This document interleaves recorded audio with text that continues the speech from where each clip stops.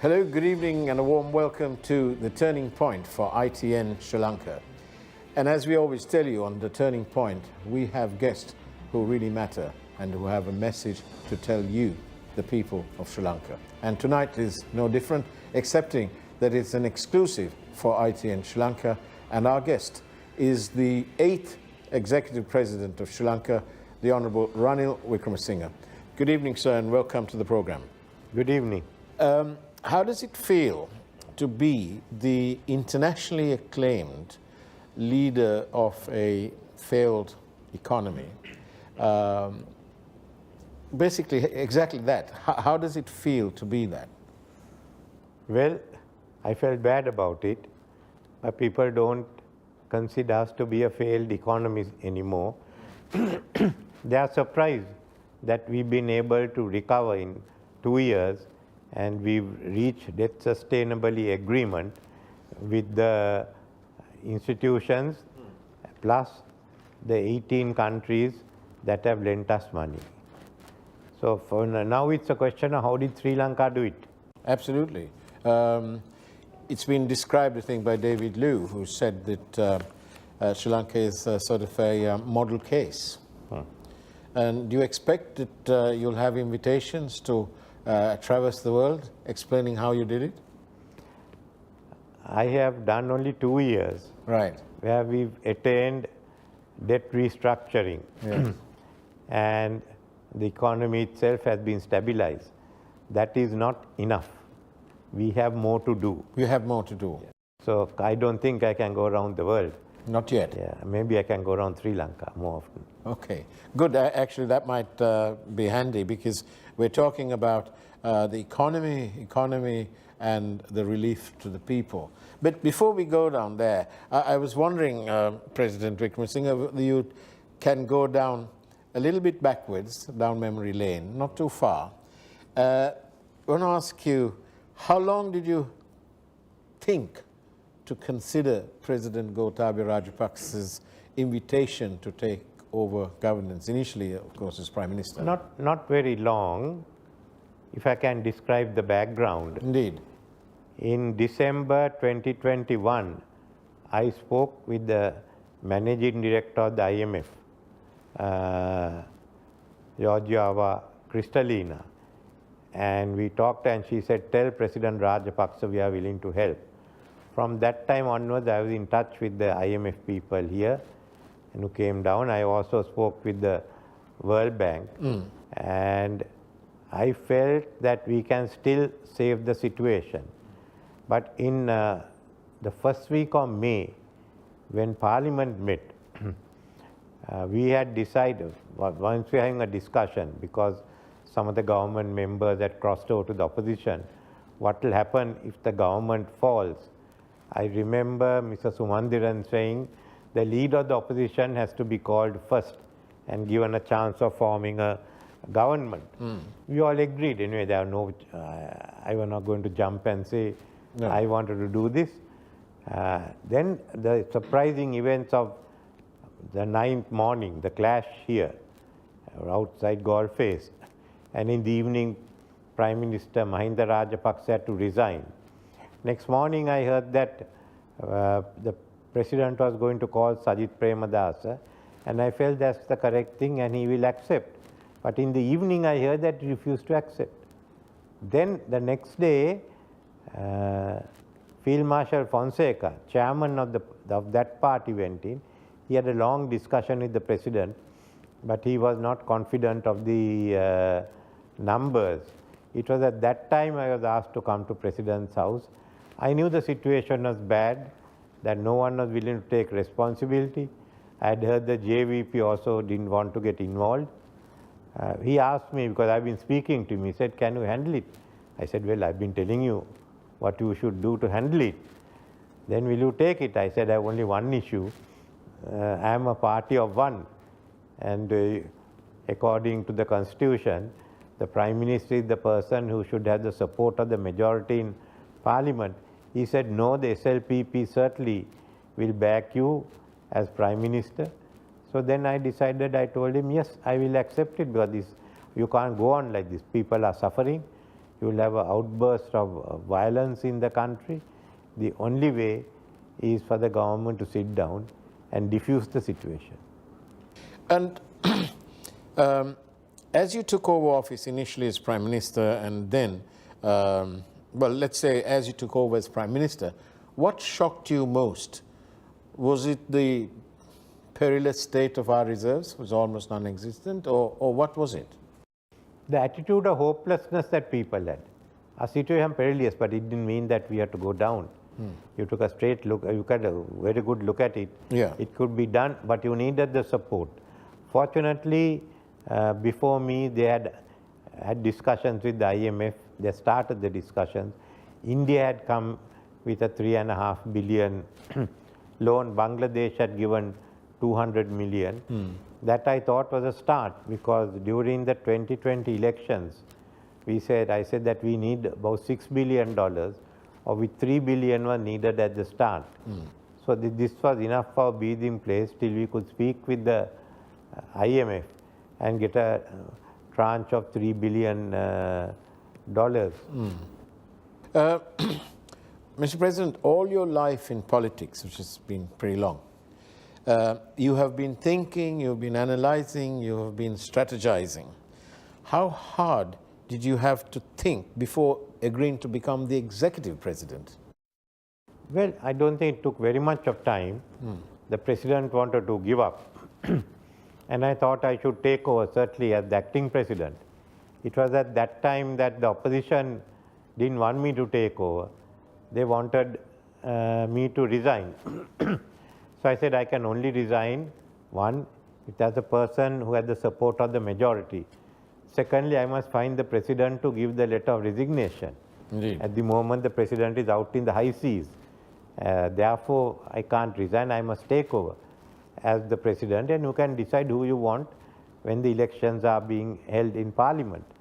They wanted the speaker, but the speaker refused to take it on. Therefore, I acted as prime minister's powers in the absence of the president. Virtually, I headed the government and took the measures, because those who wanted me to resign, then before you could conclude the decision, ran out of parliament because they heard people were coming into parliament. I told the army to protect parliament at any cost. They did that, fortunately, without having to open fire. Otherwise, we have been worse than the situation in Bangladesh today. And even in Kenya before that. Yes.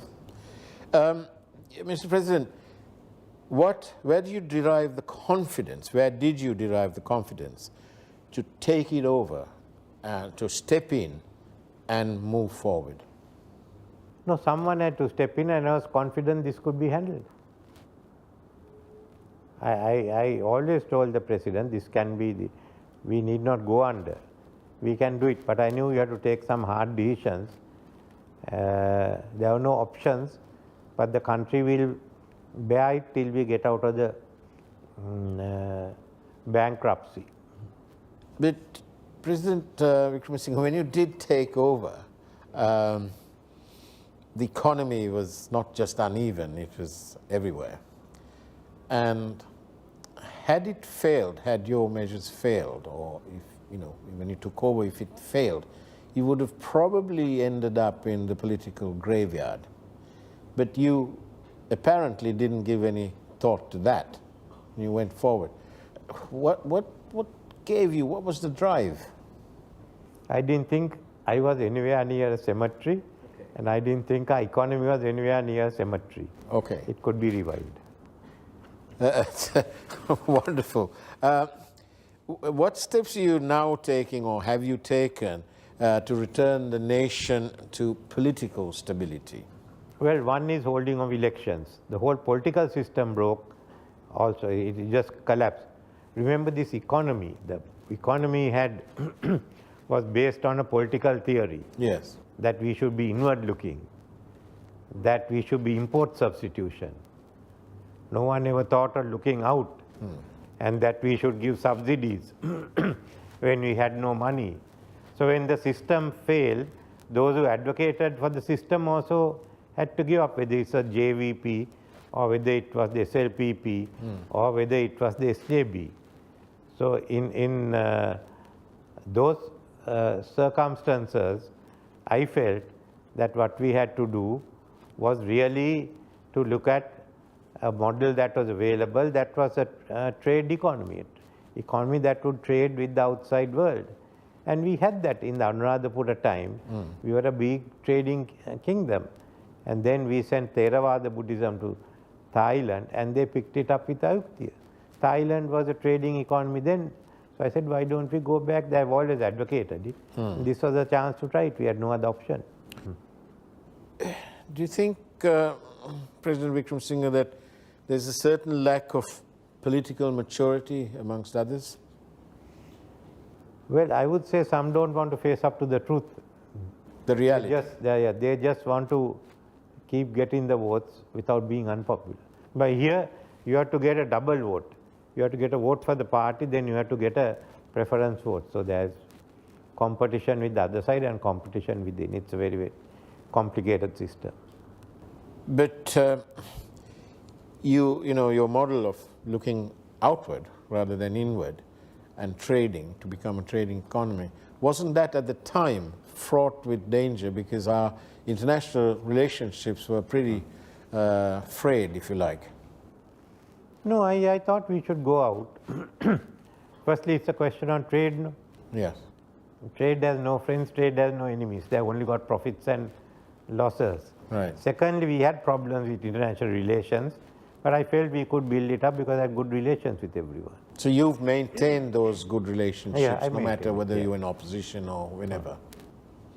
And was it, how receptive was the international community once you took over? They were concerned. They didn't want Sri Lanka to collapse. They wanted law and order. Once you became the president, what was your priority number one? Was it to restore law and order, to clear the roads in front of wherever in Gulf Face and so on? It was to restore stability, restore law and order. The government had to function. The government couldn't function. President's official residence was taken over. This building was taken over. Temple trees was taken over.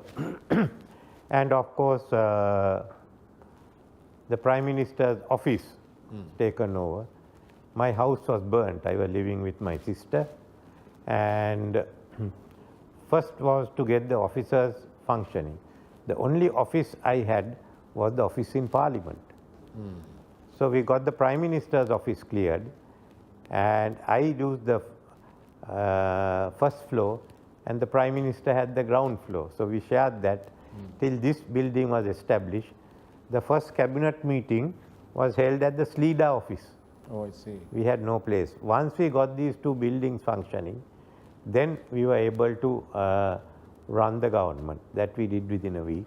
The President's house had to be restored. The Prime Minister's house had to be, temple trees had to be restored, but we could get the government moving.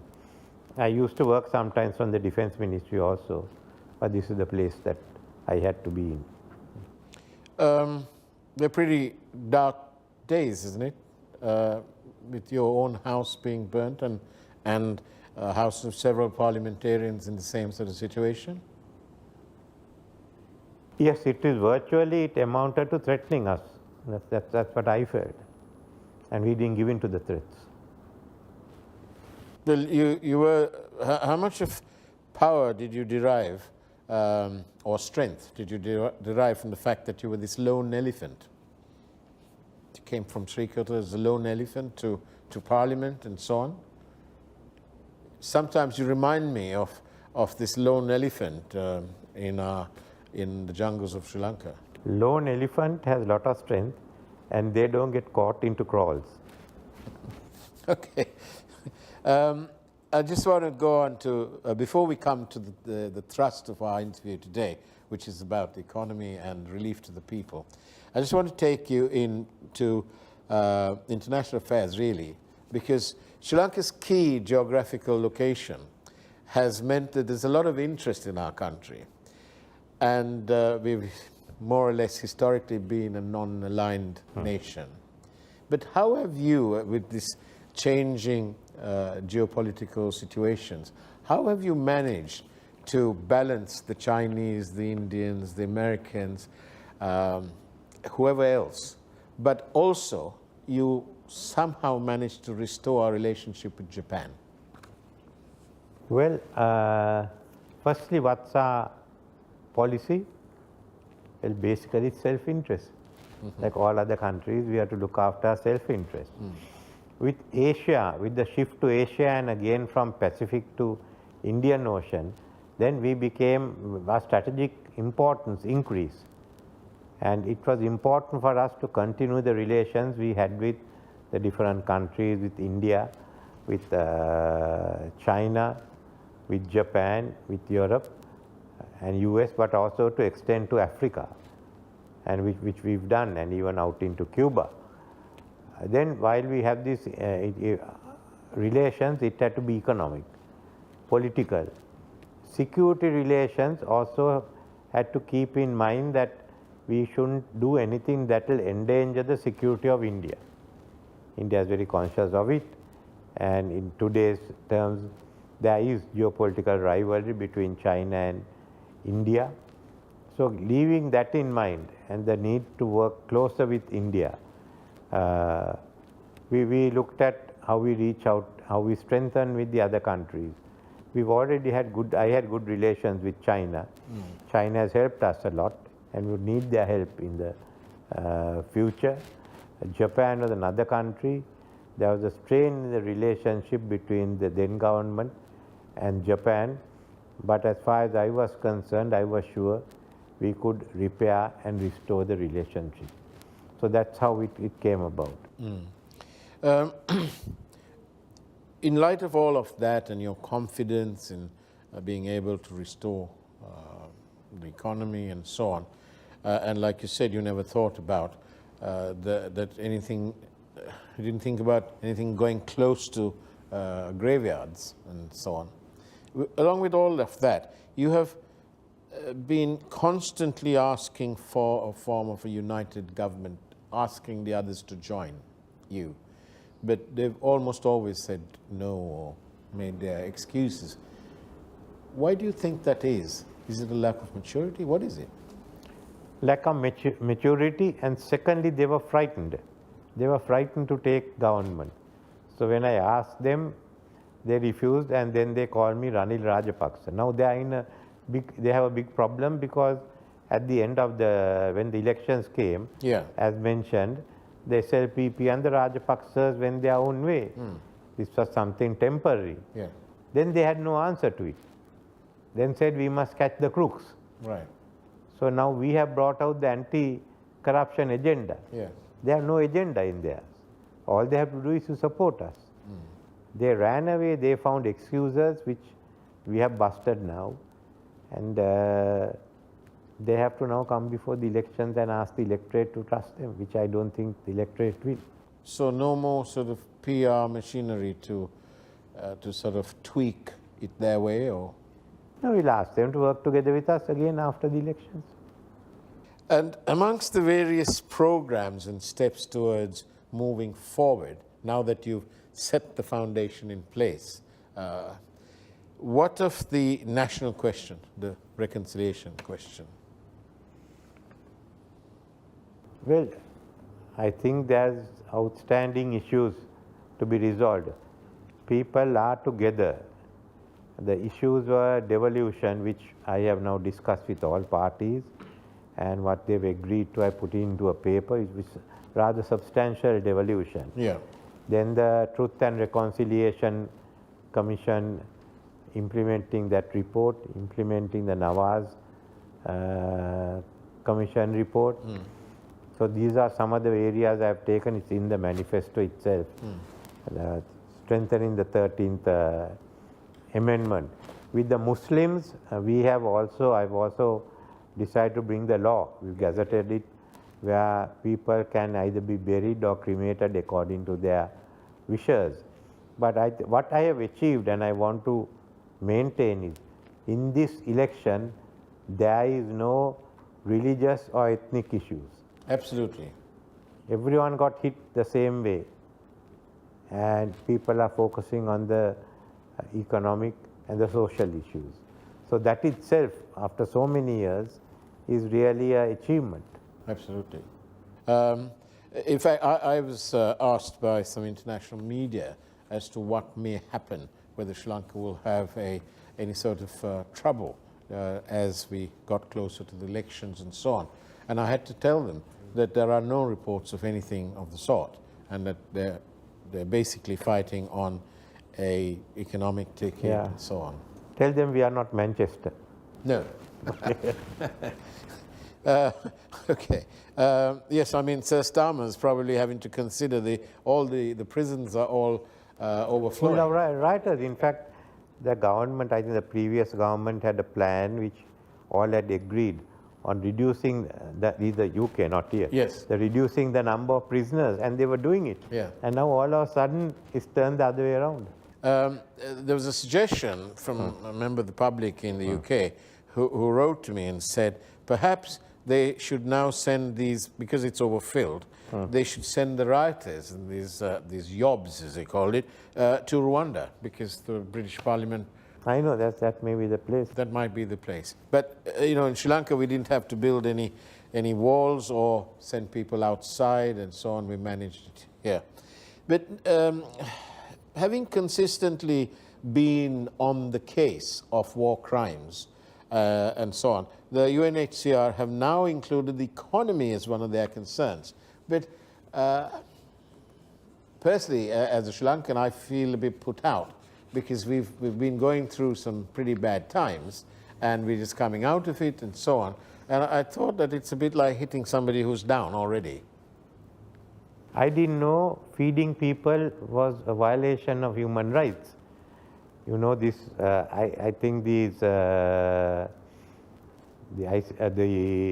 Human Rights Council has really gone crazy over the last few years. Of course, the economic issues have been sent by some of our own people. Indeed. The so-called civil society, who wants to put pressure on the government because they couldn't form the government themselves. They made an attempt and that failed. I don't know how they could have formed a government because under the constitution, you had to be a member of parliament. Those who were outside couldn't do it. And they've been sending this, and this has been taken up by the council. My issue is that why we should be brought up before judge. As far as what's concerned of the war, yes, whatever was agreed by President Rajapaksa in 2009, we have a duty to fulfill, and we have to do that. I'm not arguing on it. But beyond that, I think they are getting into very, very dangerous situation. And one of the problems about after President Rajapaksa's undertaking after the end of the war is that under our constitution, or under the laws that we currently have, my understanding is that we don't have provision to have judges from outside come in here. No, we can't. Our constitution doesn't allow. This whole rules-based order now is very much in question. Because there are some rules for us, there are some rules for Ukraine, there are some rules for Gaza, there are some rules for Israel. So I think we've now got to rethink the rules-based order, and the Asian countries and the African countries must put their stamp on it. We can't just have what they said. We have a right to be there, because all this was established since we fought the World War II and liberated Europe. I think Russians also came in to liberate Europe. Americans came in, British came in, the Chinese gave about 5 million, the Indians gave, the subcontinent gave about 2.5 million, Africa gave 1 million. So I don't understand why we should be dictated to. Thank you, President Wickremesinghe. On that note, let's take a quick break from the Turning Point and listen to what messages our advertisers have to say, shall we? And we'll return to the Turning Point for an exclusive interview with the President of Sri Lanka, the Honourable Ranil Wickremesinghe, for Turning Point on ITN Sri Lanka.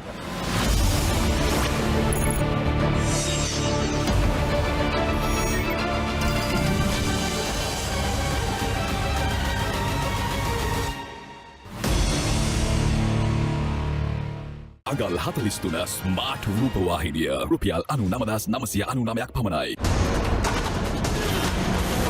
I was wondering if you wouldn't mind transporting something for me. No questions asked.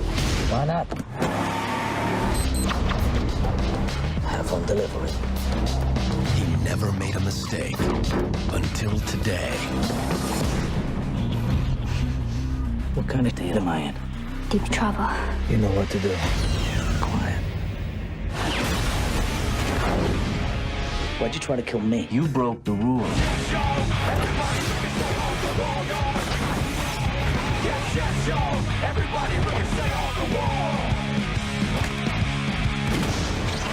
The Transporter. නොරැවටුණු පොරොන්දුව අගල් 43 smart රූපවාහිනිය රුපියල් 99,999ක් පමණයි. Abans. යුරේනි නම් හැමදාම gym එකේද කොහෙද? Miss මට එහෙම හීන නෑ. මට ඔය කාවවත් ඕනේ නෑ. ආසයි නළුවෙක් අඳුර ගන්න ඈ.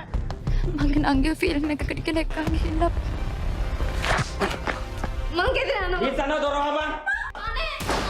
එහෙම වුණොත් මරාගෙන මැරෙනවා මම.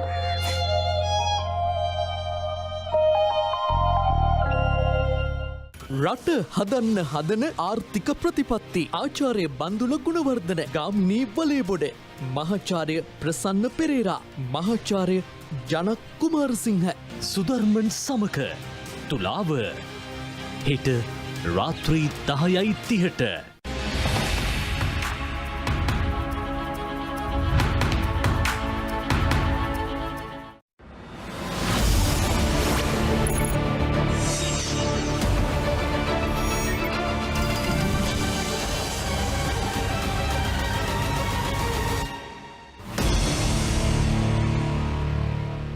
And welcome back to the Turning Point for an exclusive interview for IT in Sri Lanka with the President of Sri Lanka, the Honourable Ranil Wickremesinghe.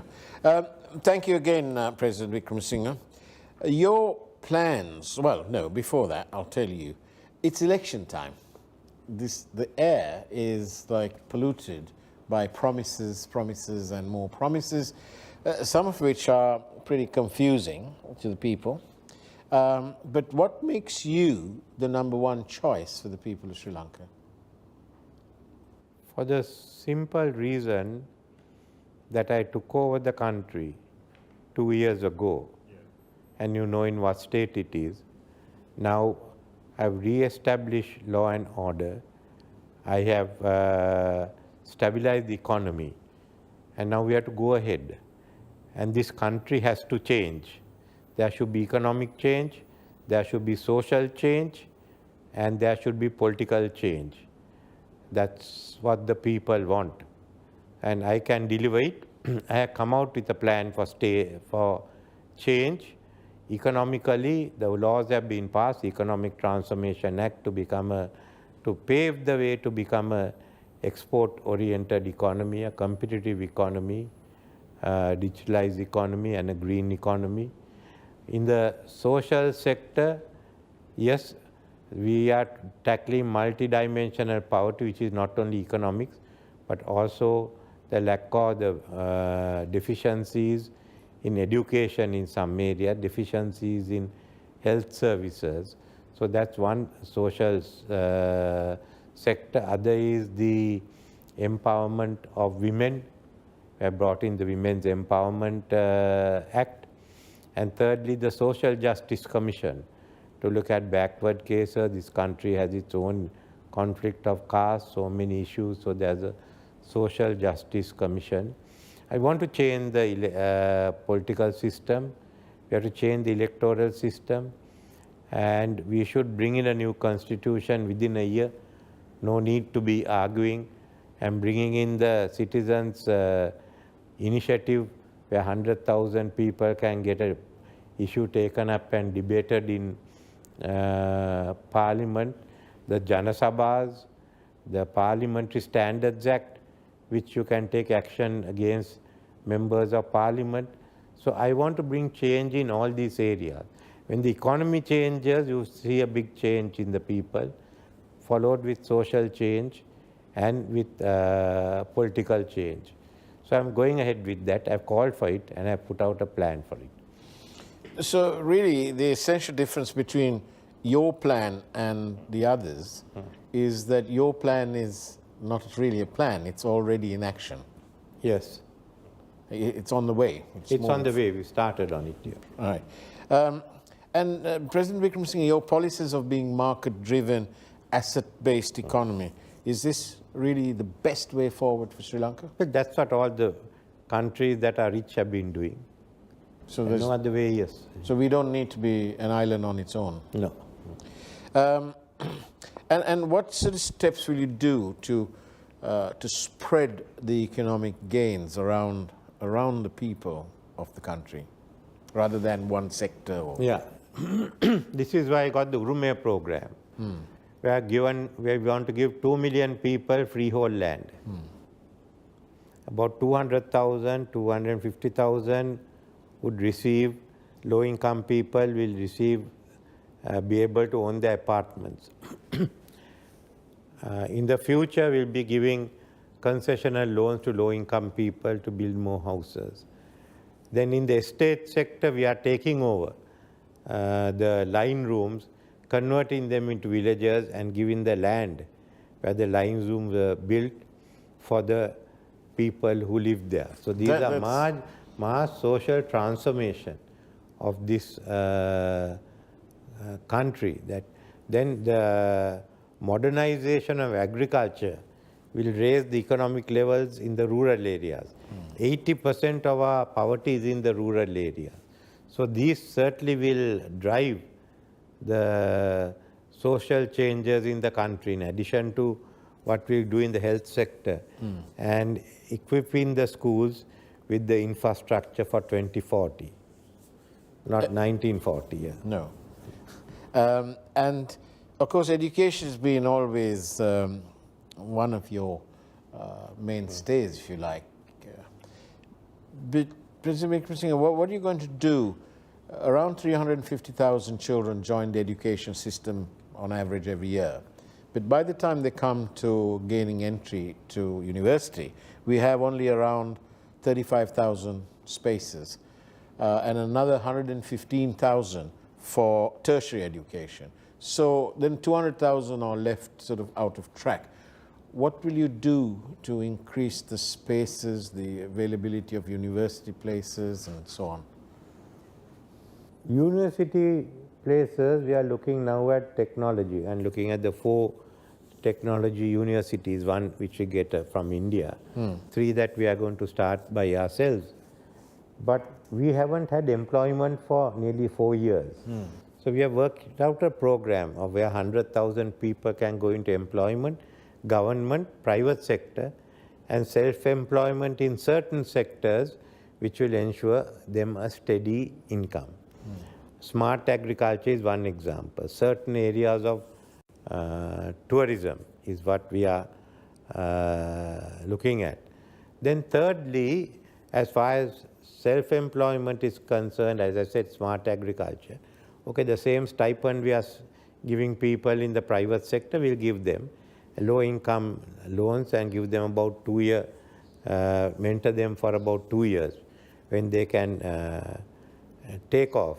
As far as the private sector is concerned, we will fund the salaries for 1 year on the basis that to confirm the people once the year is up, unless there is they have failed on the job. So those are the issues. Then finally, 50,000 to be given the opportunity to be trained in any institution, public or private, for which we will give money, and those will have to be subjects which will enable them to find employment abroad. So that's one way of breaking the logjam. Then as we develop, more and more jobs will come. To achieve all this, we need a strong executive president. What of the rest of the team to help you achieve all these? Have you got the team in place? You have to elect a president, not a team. Okay. You look at the person, you elect a president. Right. Can he do the job or not? Your team is what the people will give you in parliament. They give you 225 guys. And then you have to find the person who has the most number of support in parliament. He is the PM. If whatever you choose, it has to be also confirmed by the PM. So then it comes a joint operation. And you have to look at the people who are there and work with them. But for some people... You can't bring people from outside and say, you sit there and you are my real cabinet, kitchen cabinet, and these are not my kitchen cabinet. No. Under the constitution, people will choose your team also. But some of these small parties are going to have a problem about that, because if they win the presidential, for example, what are they going to do in parliament then? Why? Because they only have maybe a few members, maybe 2 or 3. Yeah. In the case of the JVP, for example. Well, it's very, very clear after the Sambandhan judgment, 2018, that Prime Minister must be a person who enjoys the support of the majority in Parliament. In this instance, you will have to depend on the Prime Minister there, because you have only 3 people. They won't have the majority. If the opposition, if the other parties say no, we can't support you. When Mr. Gotabaya Rajapaksa became president, we felt that we should give up, and that to ensure that the government had support, we said that I think the opposition agreed not to block, not to vote for, but not to block essential legislation. But I don't think that will come in the next situation for the simple reason you won't be faced with that problem, because JVP is not going to form the government and they won't have the presidency. You're speaking with your usual confidence. This is all hypothetical, which can be discussed in law college and the law faculty. And the coffee shops of Colombo? Maybe? And the coffee shops of Colombo. Mr. President, on a slightly more serious matter, and it's not hypothetical, it's real. My producer and I, we traveled basically the length and breadth of our country independently, and spoke to quite ordinary people. The underlying message is that everything you've done is being appreciated. They say, yes, of course, we have fuel, we have food, and so on. Children are going to school. But all these things cost a lot of money, so the high cost of living. What sort of plans have you put in place already to drive the prices down and increase their incomes so that they can manage? Well, what I am doing is strengthening the rupee. Right. As a result of strengthening the rupees, we've seen life become, certainly goods becoming more affordable. There's no other way. I think there's still more to be done, and rupee will be strengthened more and more next year. But we've had, remember, our rupee sort of collapsed. We went from 185 to 370. That's 100% depreciation. Yes. Then that's on one side. Yeah. And then we had high inflation. So what you were having was, on one hand, your purchasing power came down and the cost of goods went up, came down. It was halved in one way, it was doubled in the other side. So the only way you could make it meet was to strengthen the rupee and hold inflation. We did both those. But I think far more we can do more as the rupee gets strengthened. Some say it's now 299. Yeah, some say we will cut the taxes. You can cut the taxes, but then where do you find the revenue? And you immediately run against the IMF formula. Then if JVP is also going to stick to the IMF formula, only way is to strengthen the rupee. So look at ways we can strengthen the rupee. Indeed. But does it almost annoy you in a way when people say that, oh, you know, I'm going to cut the taxes, I'm going to do this, and I'm going to do that. But you're responsible for building the reserves up to what it is today. I think it's around 5.7 billion worth of reserves. And, well, 5.6 billion reserves.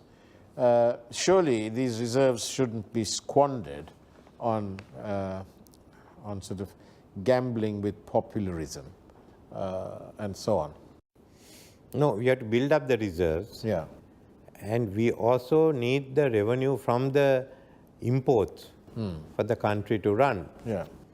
I'm also against squandering the reserves away. No, we shouldn't do that. No. If we can go to a little bit of detail.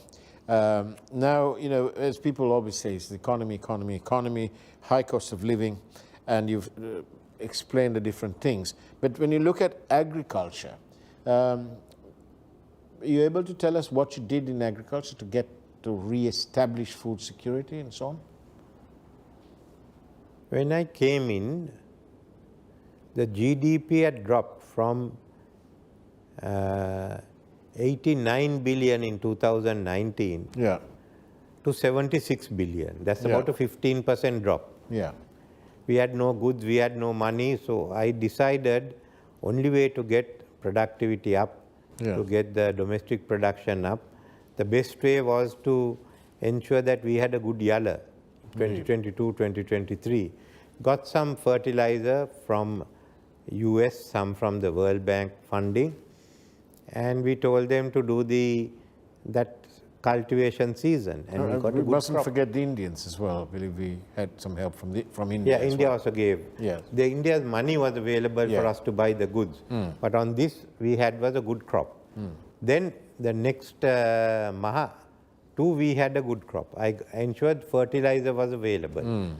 In addition, we also had the tourists coming in, so that was good, and we were negotiating with the IMF, but at the same time we had the support of about 3.5 billion from the Indians and 200 million from the Bangladeshi. That helped us a lot to get through the period, and then the economy picked up. So, and at the same time, of course, the price of rice was more or less stabilized. And during all of this, we probably, if I may say, that the exchange rate was hovering around the 330, going perilously close to 400. And today it's 299. You also taken steps to stop this money printing business by Parliamentary Act. How important is that? that was a condition laid down by the IMF. I think it's important. We have relied so much on money printing. For instance, when I gave up the government in 2004, the exchange rate was about 101 rupees per dollar. Yeah. And when I took over, it was 370 rupees a dollar. Bulk of it due to the money printing. So Sri Lanka is rich in fertile land, but for various reasons, agro production has not consistently increased. What sort of plans? How can you help the farmers to increase production? That's why we have the agriculture modernization. Right. So we'll take the technology into the villages. Right. That's one, but that's easier said than done. We've got to look at the markets, which means we have to bring the private sector in. We should look at domestic or foreign. So I want to bring both these groups together and then give that service to the villagers. Thirdly, you require the infrastructure, that is the cold rooms, other markets. So we've got to work around all this. Do you think that, how long do you think? 2, 3, 4 years to start seeing a difference in the wealth of our farmers? What do you think? What do you mean on the? The level of wealth of our farmers, they're pretty poor now. Yeah.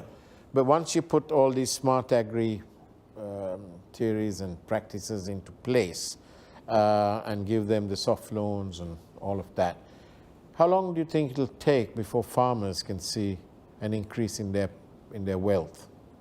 A significant increase, 5 to 10 years. But from about the third year, they'll start feeling it. Some people, Mr. Wickremesinghe, President Wickremesinghe, say that the biggest problem with Ranil Wickremesinghe is that he tells the truth. You're in an election period and you're telling the public something about 5 years to 10 years down the road. And I said from 3 years onwards, Yes. where you get. Yeah, so what to do? I mean, whatever business you do, it will take 2-3 years before you feel that you're running a shop. So you feel Yeah. it's better to tell it They the tell way the it truth is. and they know where they are going. No That's why false promises. No, that's why I am here. Everyone was afraid to speak the truth, so they were out. And you must have a team also that is prepared to face the truth and not run away. All right. Just as we come towards the end of our program, President Wickremesinghe, how much of your expertise, your knowledge of governance, and your relationship with with other nations, with the outside world, has made what you've done in the past 2 years possible? How much of your Experience helped a lot. I've been working from the time of President Jayawardena. What happened previously for a long time, even in the time of Mr. D.S. Sennak or D.B. Jayatilaka, I'd heard either from my parents or from people like President Jayawardena. I've read about how leaders tackled it in other countries, so that experience certainly helped to find the path for Sri Lanka to be saved. And President Wickremesinghe, this question should have come before, but it was so interesting listening to the rest of your achievements because, as I said at the beginning, it is internationally acclaimed how Sri Lanka managed to recover so pretty quick. But there's another thing I need to ask you. Much of Sri Lanka is governed, ruled, constitutionally done, and so on. And there's rules and regulations for most things. What's your stance on having media regulator and media regulations? I think we need it. I'm not talking in sense of controlling the media, but I think countries like UK all have some form of media regulations. I think that's needed. And an independent regulator? Yeah, independent regulator. And You put down the rules and the regulations, yeah. and then you take action where there's a breach of it. So we have that in the United Kingdom with Ofcom UK and has, so on. yes. UK has very good Ofcom and all. It's very, very strong. Some of the other countries have. You can follow it and take whatever model. In fact, I told the media also, you do this, and we'll also help, especially in the training of media personnel and all, by funding some of the institutes or the courses. But it's not on your sort of priority list, obviously. No. Your priority is economy and the people's well-being? Yeah, that's all. Well, you know, your manifesto says Sri Lanka can. Sri Lanka has in the past. Would you agree that Sri Lanka will? Sri Lanka can and Sri Lanka will become a prosperous country. People will be better off, and the villagers will not see poverty anymore, but we have to work for it. We have to modernize ourselves, we have to get new technology, we have to think anew. We are capable of that. Sri Lankans are capable of it. Just have to give them the path to follow, and that I am confident I can do that.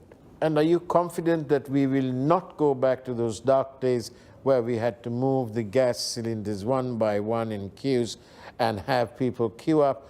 Either we did or somebody did it for us for 2 or 3 days to get a few liters of petrol. We need not go back to it. We've learnt it once, and to ensure that we have to go forward, I've taken the gas cylinder as my symbol. President Wickremesinghe, we at ITN Sri Lanka, obviously we have a huge audience of Sinhala-speaking people. I wonder if you will repeat the last bit about Sri Lanka can, Sri Lanka will, and so on, and Sri Lanka can change, and this returning to the dark ages. I wonder if you can indulge us by saying that in Sinhalese, please. පුළුවන් ශ්‍රී ලංකා කියන්නේ අපිට දියුණු රටක් වෙන්න පුළුවන්. දුප්පත්කම නැති කරන්න පුළුවන්. අධ්‍යාපනය සෞඛ්‍ය අතින් ඒ සේවා ලබා දෙන්න පුළුවන්. අපේ ගම්වල තියෙන දුප්පත්කම නැති කරන්න පුළුවන්. මේ සියල්ලම කරන්න අපි අලුත් ශ්‍රී ලංකාවක් ඇති කරන්න ඕනේ. අපි ආර්ථිකයේ සමාජ ශාස්ත්‍රයේ දේශපාලන ශාස්ත්‍රයේ වෙනසක් කරන්න ඕනේ. වෙනස කියන්නේ වචනයක් නෙමෙයි. පරිවර්තනයක්. සමහරු වෙනස කියන්නේ හරියටම තේරුම නොදැන. ඒ පරිවර්තනය කරන. අපි ඒ මාර්ගය යනවා නම් අපි මේ මාර්ගය යන්න ඕනේ. ඒ මාර්ගය මං ගෙනියනවා ඔබ. එහෙනම් අපේ ප්‍රශ්නත් ක්‍රමානුකූලව විසඳෙනවා. ඒ කියන්නේ මීට වඩා හොඳ ආදායම් තත්ත්වයක්, මීට වඩා හොඳ මේ වගේ මීටත් වඩා හොඳ දියුණු තත්ත්වයක් රටේ ඇති වෙනවා. ඒක අපිට කරන්න පුළුවන්. ඒ නිසා තමයි මම පුළුවන් ශ්‍රී ලංකා කියන්නේ. ආපහු පරණ යුගයකට යන්න උවමනා නැහැ. අපි දුක් විඳ ඇති. ඒක මතක් කරන්නයි මම ගෑස් සිලින්ඩරේ මගේ සලකුණ කරගත්තේ. Thank you, President Wickremesinghe. And also, on behalf of IT in Sri Lanka and the people of Sri Lanka, thank you for taking the time out. I know you're very busy and so on. And there's, it's a tough business, but somebody's got to do it, and you came forward, so that business becomes yours. Thank you. Last question, really. How confident are you? I am confident. I am very confident. Thank you. The Honourable President of Sri Lanka, Ranil Wickremesinghe, thank you very much for being on the turning point for ITN Sri Lanka. And that's the way it was on ITN Sri Lanka. As we keep saying, the turning point from ITN Sri Lanka, bringing you independent and expert opinion from across the fields. Take care and bless you all.